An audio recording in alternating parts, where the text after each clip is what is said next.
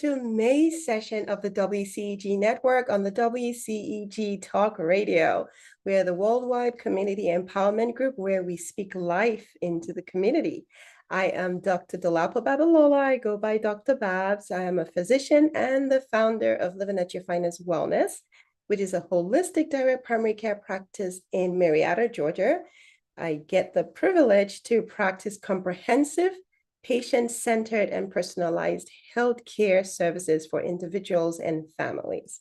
It's my honor today to be your show host for this evening's segment on the holistic perspective. We are here to enrich you and to inform you about lifestyle-related, holistic-related, whole person health and wellness resources to keep you strong and well. So May is Alzheimer's Prevention Month. It's also Old Age Month. Never knew that there was such a thing as that. But yes, this is the month where we're bringing awareness to cognitive health and brain health and mental health. There's so many things, but today I want to focus on Alzheimer's, right? What are our preventative measures? I know I get concerned about it. I know the statistics is increasing day by day. So the question that I have for you as we go through this segment today is, what are you doing to reduce your risk for memory impairment? All right, so let me ask that question again. What are you doing to reduce your risk for memory impairment? So my goal this evening is to discuss the stats, right? What are the risk factors for Alzheimer's disease? What is it even? What is it? How can we prevent it? And then I'll go into commonly asked questions. So tag your friends.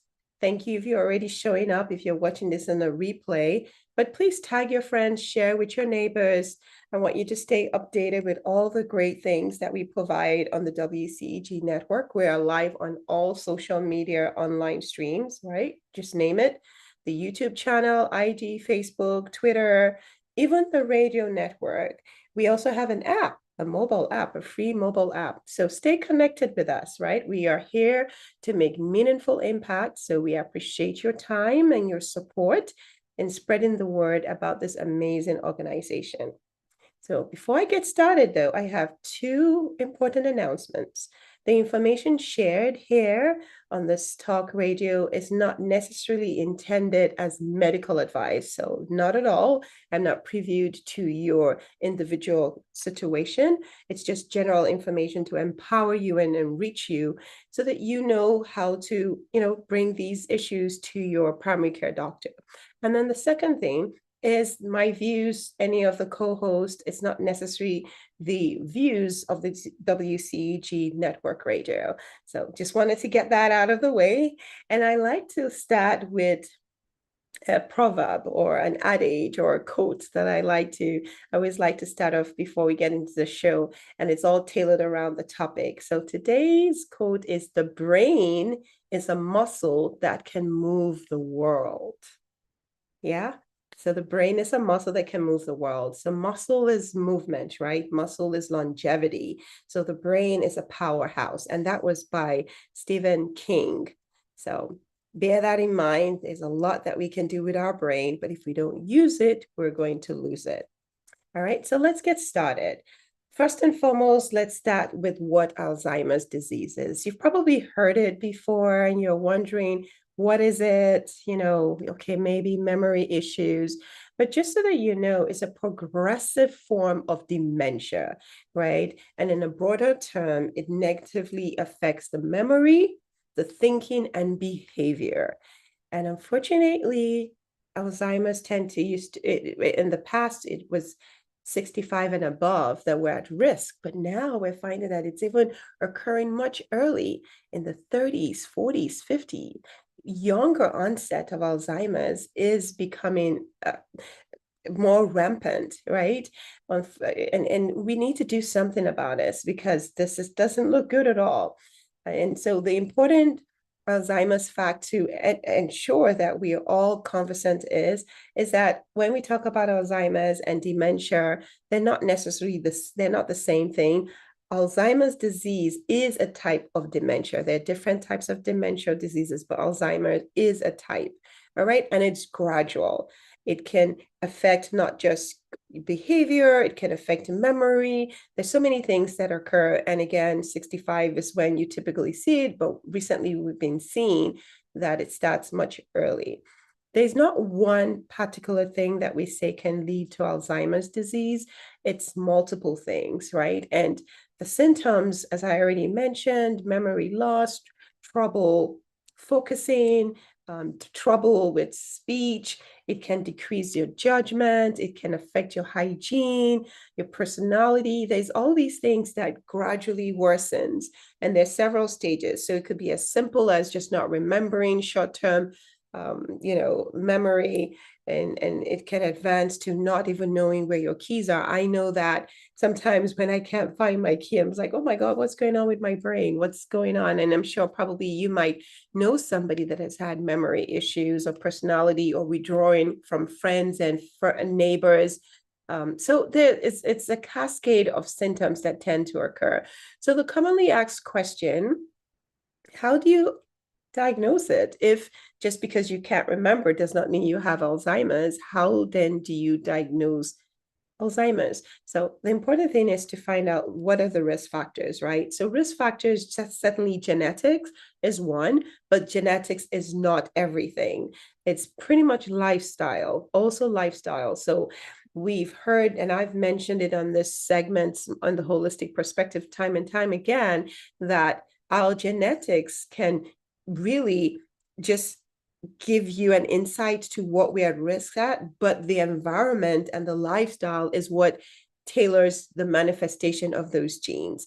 So just because it's a genetic predisposition does not mean that you necessarily have to go down that line. So I just want to put that out there so that we don't get nervous and anxious about, but it's good to be on alert, right? So how is it diagnosed? Most times, more than likely, is by doing a head CT to see what's going on, if the brain is shrinking, no longer as vascular as it needs to be. If there are plaques, we call them the amyloid plaques that tend to accumulate, that can cause shrinkage of the brain. So all these things play a role. Suddenly paying attention, doing a full physical of the patient, seeing what's going on with their brain, see what's going on with their behavior, and some blood tests. Some, depending on what's going on, you can make a deduce if there's something going on with the brain, checking your thyroid, checking your vitamin D. So there's a lot of things that can be done to make a diagnosis, but you can't do this on your own. You would need to consult your doctor. So certainly an MRI, a CT scan, all those things would be important.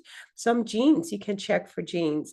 So those are some of the things that I want to emphasize in terms of what Alzheimer's is, which is a type of dementia. Yes, genetics, yes, older age, but we're finding it in younger age. Some of the habits, unfortunately, is lack of sleep, because when we don't sleep, what happens? We are accumulating the amyloids, right? So sleeping is what we call consolidation and clearing and cleaning. So it's just like if you wash, you're cooking, you use plates and you just pile it up in the sink and you don't clean it out. You keep piling it up. That's what happens when we do not sleep. When we don't sleep adequately, have restorative sleep, that means you're depriving your brain of clearing out those plaques, those amyloid plaques that can accumulate over a period of time to affect the brain structure. So that's certainly lack of sleep. Nutrition is also a key one. What we eat, they say we are what we eat. So that goes for the brain. The brain needs to have the right nutrients to be able to function properly. So there's the lack of sleep. Stress also can lead to brain issues, poor brain health. So today we're talking about better brain health. It's so important. So let's dive into some of those things. And I want to share the research behind it to better brain health, because it's so important that we pay attention so that they say when we do better, when we know better, we can do better, right? So let's talk about 10 brain health facts, okay? So the first one is positive relationship and meaningful social connections. It can impact our cognitive health and contribute to longer and more fulfilling life. and this is studies. Studies have shown it time and time again. There is an area called blue zones. You might have heard of it. That is an area where people live into their hundreds, and they not just live, they're healthy. They live long, well, healthy. They attribute a lot of their good health, not just to nutrition, which I'll talk about, but social connections, meaningful social connections, positive relationships. Very, very important. And this source is from a Harvard study of adults' development.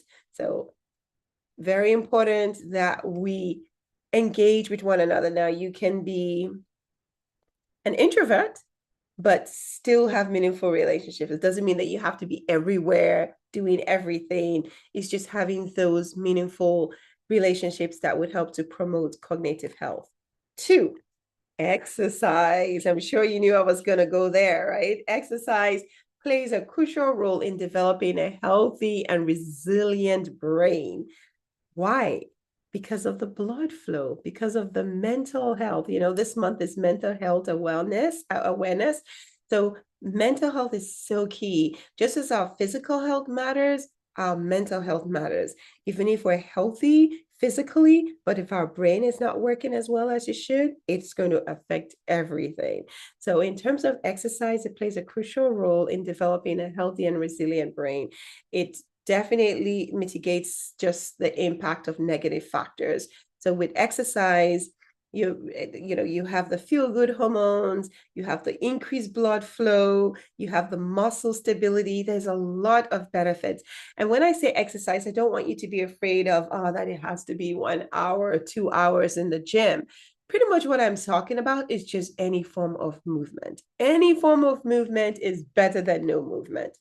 Number 3, this one is important, especially since this month is Old Age Month. I think it's something like that, the awareness month. When people retire, for whatever age, of course, older people tend to retire, but we've seen some younger people are retiring. When you retire, you don't want to have mental retirement. No, because whenever we don't activate our brain cells, they're going to shrink. It's just what it is. You're not stimulating yourself. Your brain is not feeling challenged, right? So people who retire and do not maintain similar levels of cognitive complexity during retirement experience a cognitive decline. So even if you haven't retired and you're doing the same thing over and over and you're not challenging yourself, I want to challenge you today to consider a hobby, consider something different, something new to ignite your brain, to make it, increase blood flow, increase strength and resilience, and all those things would be so important. And this is key because studies have shown that when people retire and they just stay at home, don't do anything, lie on the couch, like couch potato, like they say, not only are you gaining weight because you're not stimulating those muscles, right? You're also affecting the brain. So let's go to number 4. And this is more for women, especially in the perimenopausal stage. Now, for women, it is true if we're perimenopausal, and what that means is around menopausal age. And that's usually between 45 and 55. That's when we become menopausal, meaning that the estrogen that is secreted from the ovary begins to decline.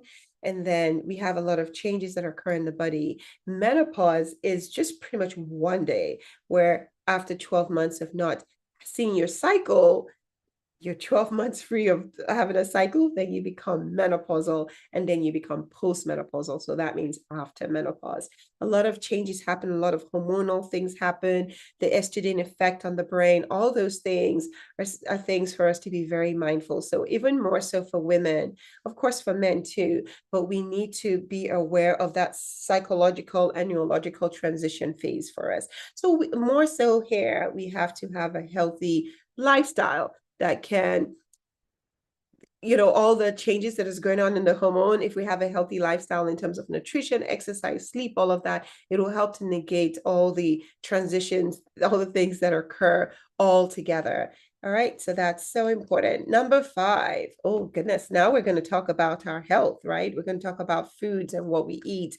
Food is so important to the brain. It's just pretty much how do I say, it's the powerhouse. So we are the temple. What we put in ourselves, it doesn't just go away and just, decides or does whatever it wants. It's, it metabolizes to do either good or bad, right?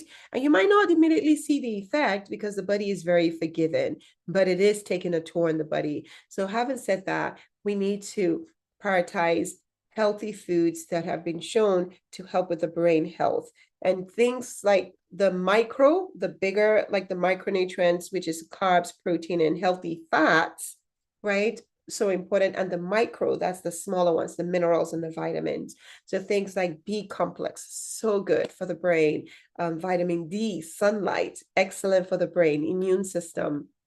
Omega-3 fatty acids, so important because it helps with brain health. So these are important things that we need to incorporate, and you need to make sure that you talk to your doctor to get the right one, because there's so many of those supplements over the counter. You're not sure which one really is the right one. I had a patient the other day that was like taking vitamin D gummies, and I mean, tons of sugar was in it.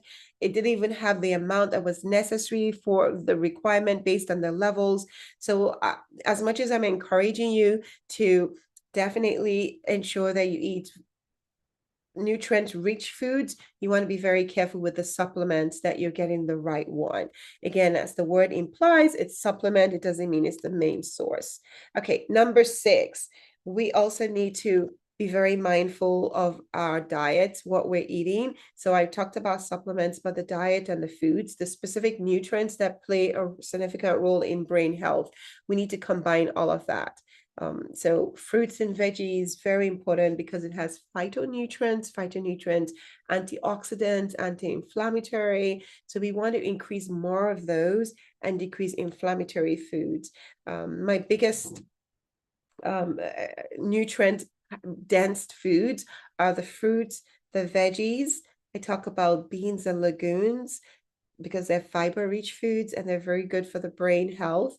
And I also talk about nuts and seeds. The nuts and seeds are key because it's healthy fat for the brain. It's also, so we're talking about pumpkin seeds, flax seeds, all those things are really good. And you want to take them in serving amount that will be beneficial for you. So that is number 6.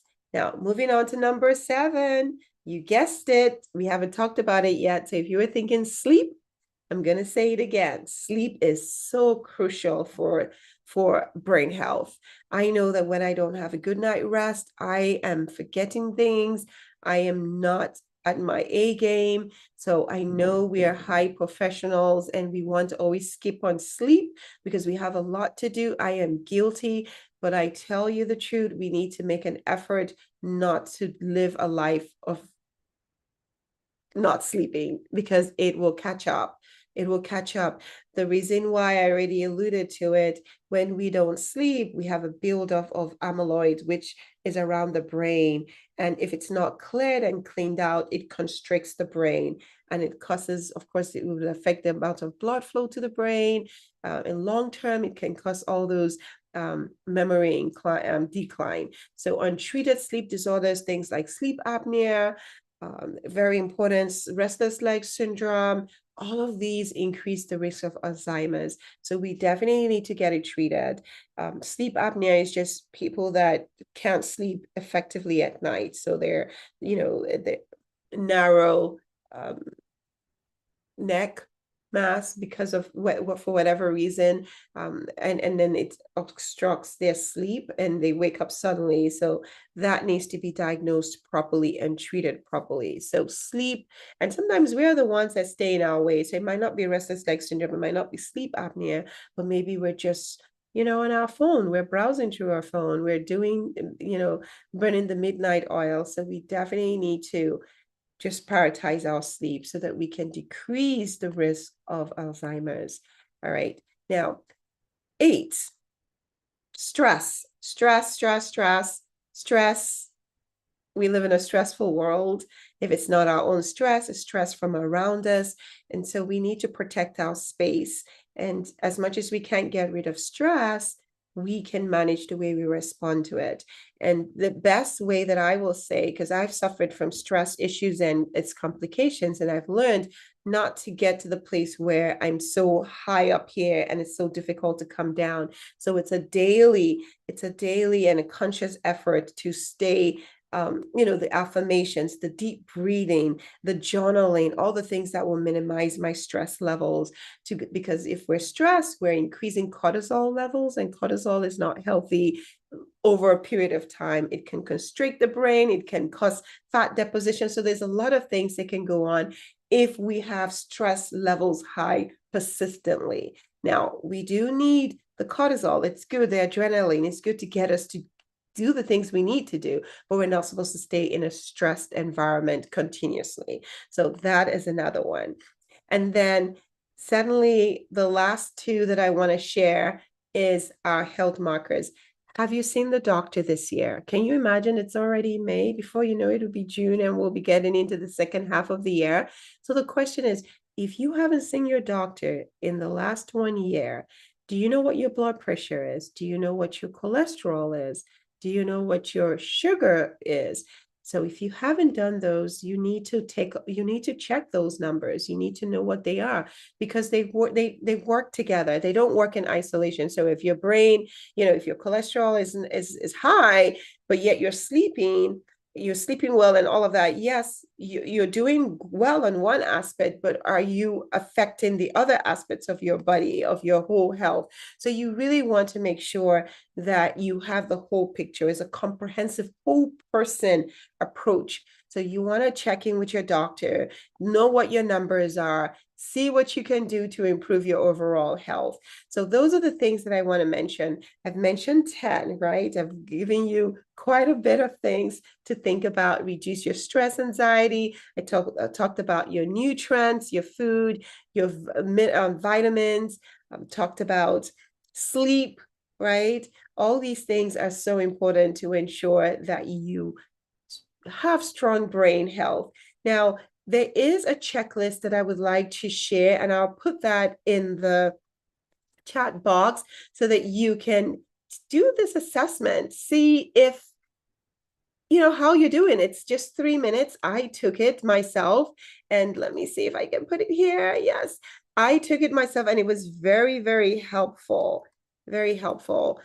It gives you an assessment of where you are, what you're doing, what you can do better. So I encourage you that if you want to protect your brain, I want you to do an assessment of your lifestyle. It's not to judge you, it's just to give you next steps, right? And when you do this quiz, it's 29 questions, it takes about 3 minutes. When you do this quiz, it will actually give you some suggestions, like what areas should you emphasize more of. So maybe exercise more, or maybe sleep a little bit better. So these are all the things that you want to explore so that you can have a healthier brain, because that's key. That's what we're trying to aim for. So some of the questions that are asked in this quiz, as I said, it's 3 minutes. It's asking you questions like, how many times a day do you eat white rice, white bread, flour, dessert, or refined foods?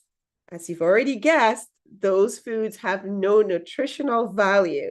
So if you say none, okay, that's good. If you say 1 a day or less, if you say 2 times a day or 3 times a day or 3 times a day, then that's something you need to work on. Other questions: how many sugar-based snacks? This is all processed foods, and processed foods have no role with the brain. It doesn't even, imagine eating all those things and you call them food. They're not food items at all.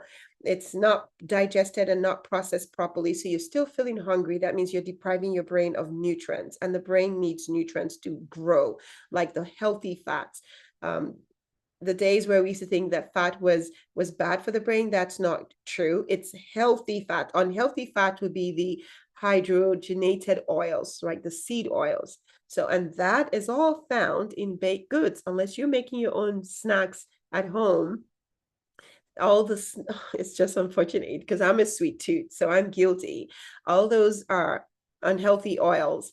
Another question is, how many times a week do you eat fresh, only oily fish? So things like salmon, sardines, herring. Some people don't like fish. So there are other ways you can get your omega-3s, right? So you can get them from nuts and seeds. That's why. But if you eat fish, the question is, how many times are you eating? Unfortunately, with all the mercury right now and all the farm-raised fish, you have to be very mindful of what you're eating. All right.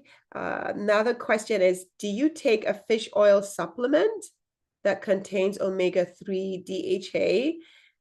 So just a few words about omega-3. Again, it's the protective layer of the brain. It helps to build strong brain health. And when it comes to omega-6, we have so much of that because that's found more in the industrial oils. So the ratio is just affected because we have more of the other oil than the oil that our brain actually needs. So we have to make sure that we get the supplement and you get the right one. Other questions: do you eat walnuts, pecans, macadamia, chia seeds, flax seeds? Those are questions that you would need to ask. Do you take a supplement? Now, when it comes to vitamin D supplement, you have to get your levels checked. So please, if you haven't checked your levels, make sure you do so, because how much, what dose you need, what supplement is dependent on, it's dependent on what your levels are. Okay. All right, so other questions in that, let me just go through the rest of the questions. How many servings of berries do you eat? Plums, cherries, all of these are important because of the nutrients that come from berries. So berries is one of those that increases blood flow. So if there's any fruit, please add berries, at least one serving a day, because it's known to increase blood flow. It increases vasculature. So increased blood flow, any form of berries, cherries, plum, all of these pomegranates, they're really good. So it's, if you can at least get one serving, that would be fantastic. Another thing is your veggies. So how many times are you eating dark green cruciferous veggies? That's things like broccoli, cabbage, cauliflower, Brussels sprouts. The greener, the better, because again, that does increase nitrites. Nitrites dilates the vessels, so increase blood flow to the brain. As you can imagine, the more blood flow to the brain, the healthier the brain. The less blood flow, the more unhealthy the brain is. So I'm already helping you answer these questions. There are other things in the question. It talks about how many times do you eat fried, deep fried, or brown food, including chips. Why do I ask that question? Because as you can imagine, the oil is hydrogenated oil. It's seed oil. It's not healthy. Now, if you, some people say the 80-20 rule, as long as you're not eating it all the time, you really have to be very careful. The majority of your meals are the healthy meals that are good for your brain. Question: do you smoke? Smoke decreases blood flow because it's like an obstruction. Imagine if this room that I'm in has smoke all over the place. You wouldn't be able to see me on camera, right? That's the same thing. When we smoke, all the fumes, all of that obstructs blood flow and nutrient flow. Other questions here: how much folic acid are you taking? Do you drink? How much physical activity? The recommendation is 30 minutes, 5 days a week minimum. You can do more, but start where you are, even if it's just getting up and moving. All right. So there are tons of questions here that I would like for you to please take your time and go over. And once you complete it, it's going to give you an assessment of where you are, and it's going to provide some suggestions on what you can do. So that's the quiz I would like for you to take. It's called Alzheimer's question review. It's a checklist. It was made, put together by experts in the brain world. So I want you to avail yourself of that information. So let's turn over now to commonly asked questions. So questions that have come up in the past. One that I myself have questioned is, okay, I can't find my key. What's going on? I always forget it. I don't know where I put it. Do I have memory problems? Well, the that question cannot be answered in isolation. It's usually, doing a full comprehensive eval of what's going on. I typically in my practice, and even when I'm wondering if that's what's going on, is it a continuous thing? Is this happening all the time? Right? Are you a lot of times we're so busy, we're constantly doing things and we're not present. So are you just so tired? Are you so busy that you're not present in any point? I know when I'm very busy, sometimes I don't even know how we're like in autopilot. I don't even know how I got to work, but I just got to work. So it's an assessment of what's going on. How often is it going on? How bad is it? And then, of course, taking a family history. Is there a history of Alzheimer's? Doing a lifestyle check. Are you sleeping well? The reason why sleep is so important is because, there's several cycles of sleep. And if you do not tap into not just the deep sleep, but also REM sleep, which is, the dream sleep part, then you can be missing the part where your brain is consolidating. So consolidating, meaning that you sleep and then all the things that you've done and learned, it's supposed to sort things out and consolidate it. But if you're missing that part of sleep because you're only sleeping 4 hours instead of the 7 to 9 hours that is recommended, then you're missing that aspect of sleep. I've had patients, all we had to do was just improve their sleep and the memory issues got better. Also, it could be what you're eating. Again, like I said, the body's a temple. If we eat better, healthy foods, then the memory works a whole lot better. So it's a lot of things. It's not just because you're forgetting something that all of a sudden, oh, there's dementia, there's Alzheimer's. So it's a comprehensive eval. So that's the answer to that question. Another question is, well, what kind of test do I need to do? If I'm concerned that I'm having memory issues. I've done everything. I think I eat well. I think I move enough. I'm just forgetting. I cannot wrap my arms around my hands around what's going on. So in that case, then we would need to investigate. We would need to do whether it's a CT scan of the head to see what's going on with the brain mass, an MRI, we'll do some blood work, make sure that we're not mimicking other conditions, right? So that will be the next step. And then having a sit down with your primary care doctor to see, based on the results, to determine what the next steps are. Now, the last question I want to bring up in terms of questions that I've heard for Alzheimer's is, what happens? How long, if you have it, what can you do, right? So you already have it, maybe you try to prevent it, maybe not. But I'm a strong believer that it's never too late, never too early to start to leave the healthiest you, the finest you. So even if it's just 1% better every day, you're doing your brain a whole lot of favor.